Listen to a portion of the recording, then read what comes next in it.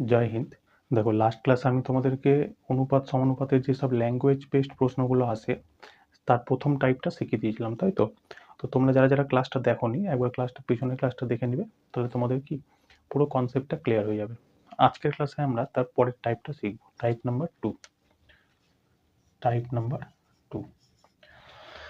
দেখো, এখানে না আমি তোমাদেরকে শুধু জাস্ট এক্সাম্পলগুলো করাবো, ঠিক আছে? যখন আমাদের পুরো থিওরি কমপ্লিট হয়ে যাবে, থিওরি কমপ্লিট হয়ে যাওয়ার পর আমরা একদম পুরো যত প্রিভিয়াস ইয়ার রেলওয়ের যত প্রিভিয়াস ইয়ার মোটামুটি ধরো 2018 থেকে 24 অব্দি যত প্রিভিয়াস ইয়ার ছিল, মানে এই চ্যাপ্টারটা থেকে পুরো চ্যাপ্টারটা অঙ্কগুলো করবো, ঠিক আছে? তো তার আগে কি আমরা থিওরিগুলো শিখে নিই, তাহলে অঙ্ক করার সময় কি খুব সহজে আমরা অঙ্কগুলো করতে পারবো, খুব সহজে, খুব তাড়াতাড়ি করে নেবো, ঠিক আছে? তো চলো, তো তোমরা হেডিং দিয়ে নাও টাইপ নাম্বার টু।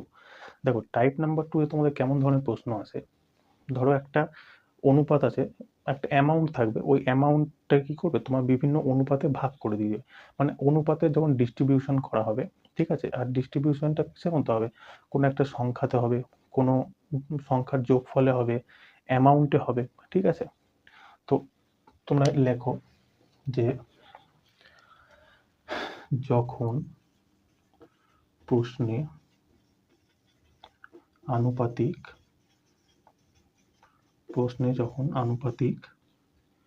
ডিস্ট্রিবিউশন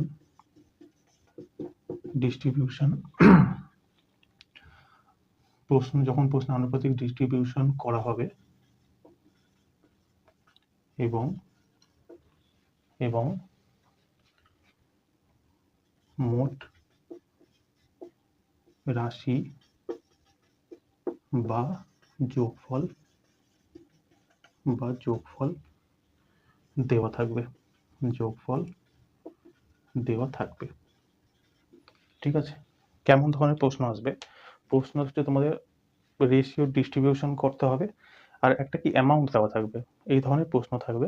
তো এই ধরনের প্রশ্নকে তোমরা সলভ করার জন্য কি করবা? প্রথমে অনুপাতের যোগ করে সেটার সাথে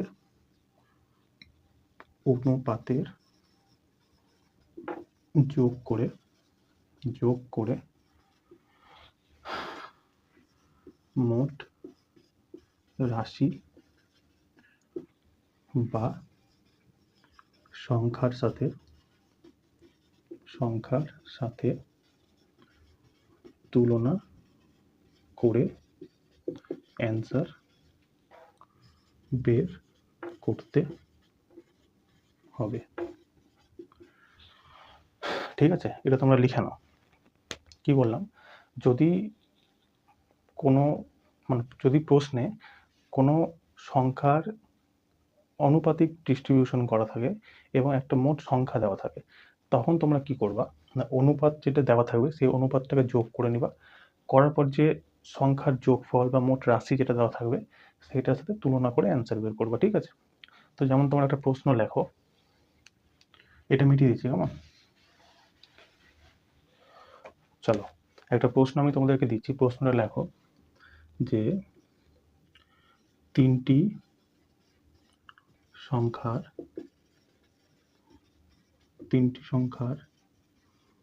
অনুপাত 8:9:11 এবং তাদের যোগফল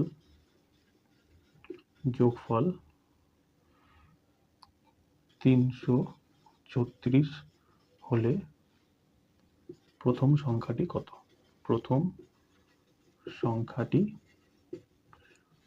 কত? যেমন আমি তোমাদের একটা প্রশ্ন দিলাম যে তিনটা সংখ্যার অনুপাত তোমার দেওয়া আছে 8, 9, 11 এবং তাদের যোগফল দেওয়া আছে 336, তাহলে প্রথম সংখ্যাটা কি হবে? তো কি বললাম, যখন কোনো আনুপাতিক ডিস্ট্রিবিউশন দেওয়া থাকে, কারণ কি তিনটা সংখ্যার অনুপাত দেওয়া আছে, তাদের যোগফল দেওয়া আছে, তো এই যোগফলটাই এই তিনটা ভাগে ভাগ করা হয়েছে, ডিস্ট্রিবিউট করা হয়েছে। তো প্রথমে কি বললাম যে অনুপাতের যোগ করে তুলনা করতে হবে। অনুপাত কত আছে? 8, 9, 11। তো অনুপাতের যোগ করলাম 8 + 9 + 11, এটা সমান সমান কত? 336। তো কত হলো? 11, 9, 20, 20, 8, 28 সমান সমান 336। তো এবার কাটাকাটি করো, 7 বারে যাবে, 4 7 28, হ্যাঁ 4 7 28, 7 4 28, 5 6 7 8 56, 4 বারে 12, মানে 1 সমান সমান পেয়ে গেলাম 12। এবার কি বলছে প্রথম সংখ্যাটি কত, প্রথম সংখ্যার অনুপাত কত আছে আমার 8, তাহলে প্রথম সংখ্যা কত হবে, প্রথম সংখ্যা হবে আমার 8 ইন্টু কত পেয়েছি 12 সমান সমান 96। ঠিক আছে, বুঝতে পারলে কি করলাম? প্রশ্ন তোমাদের কেমন দেওয়া থাকবে, প্রশ্ন তোমাদের হয়ে যাবে অনুপাতের ডিস্ট্রিবিউশন করা থাকবে, এবার একটা মোট রাশি বা রাশির যোগফল বা অ্যামাউন্ট কিছু একটা দেওয়া থাকবে। ঠিক আছে, তো সলভ করার জন্য কি করবা, তোমরা 3টা অনুপাতকে যোগ করবা, যদি অনুপাতের যোগ দেওয়া থাকে তো অনুপাত যোগ করবা, যদি অনুপাত গুণ করতে বলে তো অনুপাতের গুণ করে দিবা, যদি বর্গ করতে বলে তো বর্গ করে দিবা, যেটা বলবে প্রশ্ন তোমাকে সেটা করতে হবে। করার পর এই যে অ্যামাউন্ট মানে এই যে সংখ্যাটা থাকবে এই ডাটাটার সাথে এইটার সংখ্যার যোগফলের তুলনা করতে হবে, মানে এটা সমান সমান যদি এটা হয়, যেমন কি করলাম 3টার আমি যোগ করলাম, যোগফলের কি এটা দিয়ে দিয়েছে, তো 3টা সংখ্যার মান যদি 336 হয় তো একটা সংখ্যার মান কত 12। এবার প্রথম সংখ্যা আমার কাছে দিয়েছে, প্রথম সংখ্যা কত হবে, রেশিও কত আছে 8, তো 8-এর সাথে 12 গুণ করলে কত হবে 96। এরকম যদি আমাকে দ্বিতীয় সংখ্যা বলতো তাহলে কি করতাম, এই যে 9, এই 9-এর সাথে 12 গুণ করতাম, কত হতো 108। যদি আমাকে তৃতীয় সংখ্যা বের করতে তাহলে কি বলতাম 11 ইন্টু 12,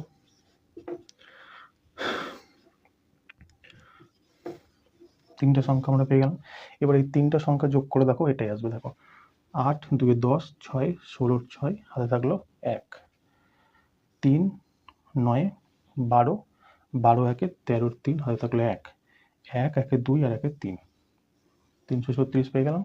তো বুঝতে পারলে কি করলে? চলো তোমরা আরেকটা অঙ্ক করো, তাহলে তোমরা আরো ভালো বুঝতে পারবে। ঠিক আছে, এটা মিটিয়ে দিচ্ছি।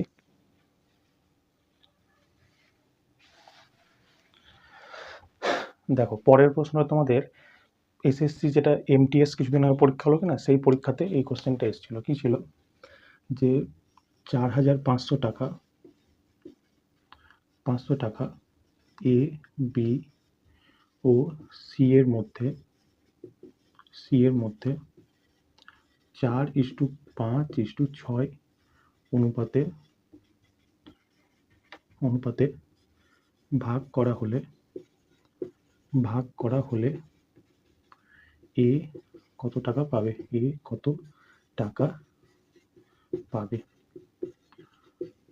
ঠিক আছে, এটা এই বছর এমটিএস এই প্রশ্নটা এসেছিল। কি বলছে 4500 টাকা 4 5 6 অনুপাতে এবিসি এর মধ্যে ভাগ করে দেওয়া হয়েছে, তাহলে এ কত টাকা পাবে। কি বললাম, প্রথমে যে অনুপাত থাকবে সেই অনুপাতের যোগ করে যে সংখ্যা বা অ্যামাউন্ট থাকবে সেটার সাথে তুলনা করতে হবে। তো 4 + 5 9 9 6 15, তো 15-র আমাকে মান দিয়ে দিয়েছে কত 4500 টাকা, 4500 টাকা, তাহলে 1 সমান সমান কত 300 টাকা। এবার কি বলেছে এ কত টাকা পাবে, এ কত 4, তাহলে এ পাবে কত 300 ইন্টু 4 সমান সমান কত 1200 টাকা, তাই তো। এরকমভাবে অঙ্কগুলো করতে হবে, খুব সহজ অঙ্ক, কোনো এমন রকেট সায়েন্স নাই। শুধু যখন দেখবা যে অ্যামাউন্ট দেওয়া আছে, রাশির যোগ দেওয়া আছে, তখন কি করবা যে তোমাকে এই অনুপাতের যোগ করে এটার সাথে তুলনা করবা। ঠিক আছে, তো এই টাইপটা তোমরা বুঝতে পারলে আশা করি। এবার তার পরের টাইপটা লেখো, টাইপ নাম্বার 3, এটা মিটিয়ে দিচ্ছি। চলো এবার টাইপ নাম্বার 3 লেখো, টাইপ নাম্বার 3। টাইপ নাম্বার 3 তোমাদের কেমন দিবে প্রশ্ন, ধরো কোনো মানে সংখ্যা বা রাশি বা অনুপাতের গুণফল দেওয়া থাকে, তখন তুমি কিভাবে সলভ করবা। যদি সংখ্যা বা রাশির গুণফল দেওয়া থাকে, গুণফল দেওয়া থাকে, যদি সংখ্যা বা রাশির গুণফল দেওয়া থাকে তখন তুমি কিভাবে সলভ করবে। যেমন একটা প্রশ্ন লেখো যে এ ও বি এর বর্তমান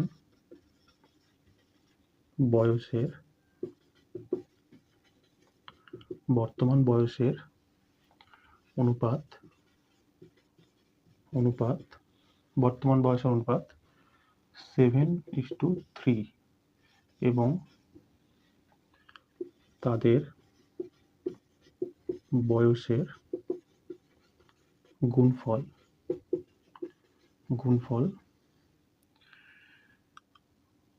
756 হলে এ এর বয়স কত?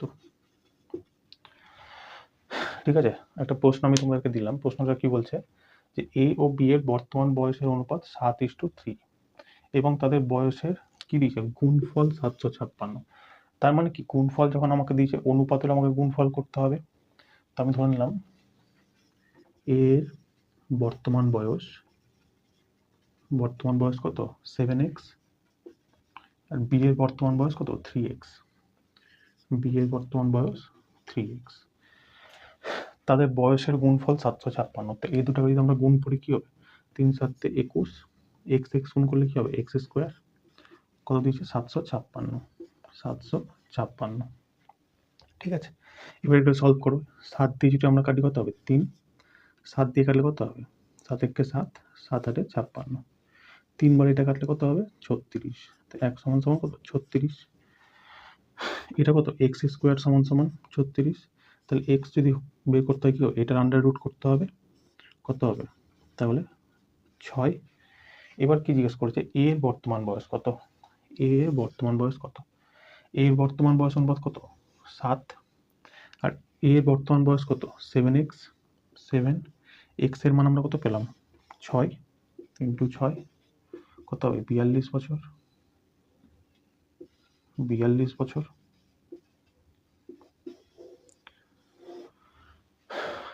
বুঝতে পারলে? কিছুই না, খুবই সহজ অঙ্ক। তোমাকে যদি যোগ করতে বলে তুমি যোগ করবা, গুণ করতে বলে গুণ করবা। ঠিক আছে, প্রশ্ন তোমাদের পরীক্ষায় এই টাইপেরই প্রশ্ন থাকে। তো প্রথম টাইপ কি বললাম, যদি আনুপাতিক ডিস্ট্রিবিউশন করতে হয় এবং মানে প্রশ্নে মোট রাশি বা মোট যোগফল দেওয়া থাকে, তাহলে কি করবা তুমি সংখ্যাগুলো যোগ করে নিয়ে মোট রাশি বা মোট যোগফলের সাথে তুলনা করবা। প্রথম টাইপ। দ্বিতীয় টাইপে কি বললাম, যদি তোমার মোট রাশির গুণফল দেওয়া থাকে তাহলে কি করবা তুমি অনুপাতের গুণ করে নেবা, গুণফল বের করবা।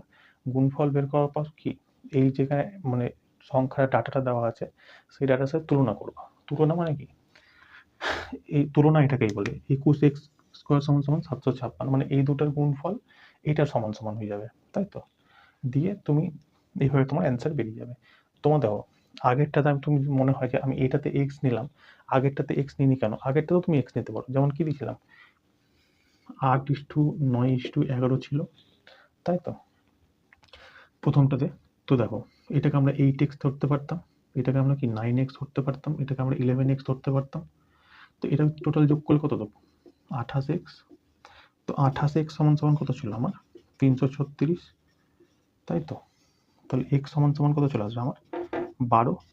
প্রথম সংখ্যাটা কি ছিল 8, তো 8 12 প্রথম সংখ্যা ছিল 8x, তো 8x করলে কি হবে 96। যেহেতু এটা আমি যোগ করলাম তাই আমি x লিখলাম না, কিন্তু তোমরা x ধরেও করতে পারো।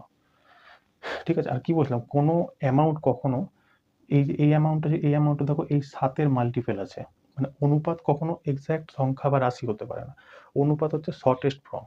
এবার অনুপাতের মাল্টিপ্লিকেশনে আসবে, এই 7-এর যত মাল্টিপ্লিকেশন আছে এখানে আসতে পারে। ঠিক আছে, কিন্তু এখানে আমরা 42 পেয়ে গেছি, তো এটাই হচ্ছে সঠিক অ্যান্সার। বুঝতে পারলে তো কি বললাম? চলো এই দুটো টাইপ আশা করি তোমরা বুঝে নিলে। এবার টাইপ নাম্বার 3 লেখো। 3 নম্বর টাইপ, সরি 3 তো হয়ে গেল, টাইপ নাম্বার 4 এটা মিটিয়ে দিচ্ছি। তো দেখো এই দুটো টাইপ তোমরা তো বুঝতে পারলে আশা করি। কি করবে যদি তোমাকে যোগ করতে বলে তো তুমি যোগ করবা, যদি গুণ করতে বলে তো গুণ করবা। ঠিক আছে, এই দুটো টাইপ হয়ে গেলে। এবার পরের টাইপ দেখো, পরের টাইপটা যদি ধরো তোমাকে দিয়ে দিল যে কোনো সংখ্যা বা রাশি দেওয়া আছে সেটার বর্গের যোগ দেওয়া আছে, মানে যে সংখ্যাটা রাশি দেওয়া আছে সেটা অনুপাতে বর্গের যোগ দেওয়া আছে, সেক্ষেত্রে তুমি কিভাবে সলভ করবা। টাইপ নাম্বার 4, যদি প্রশ্নে সংখ্যা বা রাশির বর্গের যোগ দেওয়া থাকে। যদি প্রশ্নে সংখ্যা বা রাশির বর্গের যোগ দেওয়া থাকে, তো বর্গের যোগে কি করতে হবে, তোমাকে বর্গ করতে হবে। সিম্পল, গুণফলের বেলায় গুণ করলা, যোগফলের বেলায় যোগ করলা, তো বর্গের সময় বর্গ করবা। তো একটা কোশ্চেন তোমরা লেখো যে 3টি সংখ্যার অনুপাত, 3টি সংখ্যার অনুপাত ক্রমশ 2:3:4, 2:3:4 এবং তাদের বর্গের যোগ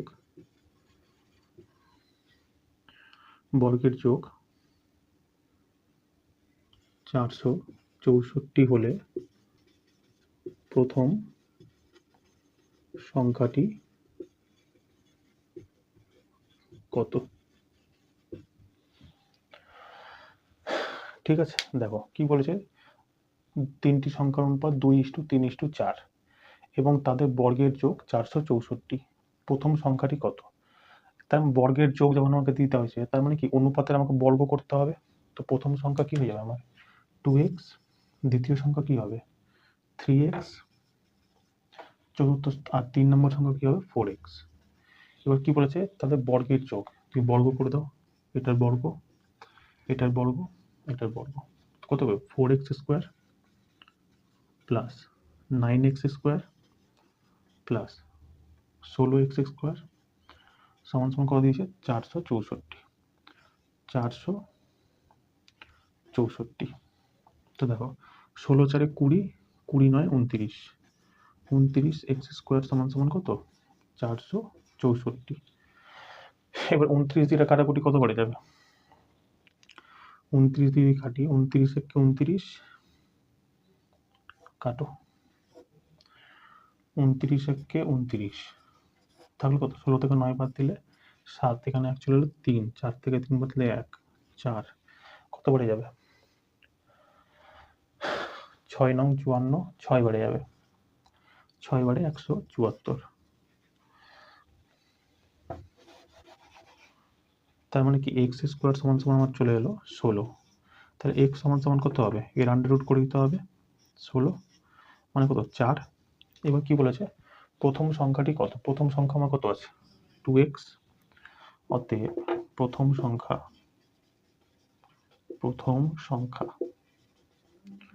সমান সমান কত 2 × 4, 8। ঠিক আছে, এই 3টে টাইপ আশা করি তোমরা বুঝতে পারলা, তাই তো। পরের ক্লাসে আমরা আরো এর যে বাড়তি টাইপগুলো আছে সেই টাইপগুলো শিখবো। ঠিক আছে, দেখো এখন আমি তোমাদেরকে একটা দুটো করেই অঙ্ক করাচ্ছি, কারণ আমি জাস্ট তোমাদেরকে এক্সাম্পল দিয়ে বোঝানোর জন্য করছি। যখন শেষ হয়ে যাবে না পুরো ক্লাস, থিওরি যখন পুরো কমপ্লিট হয়ে যাবে, তখন আমরা অনেকগুলো অঙ্ক করবো।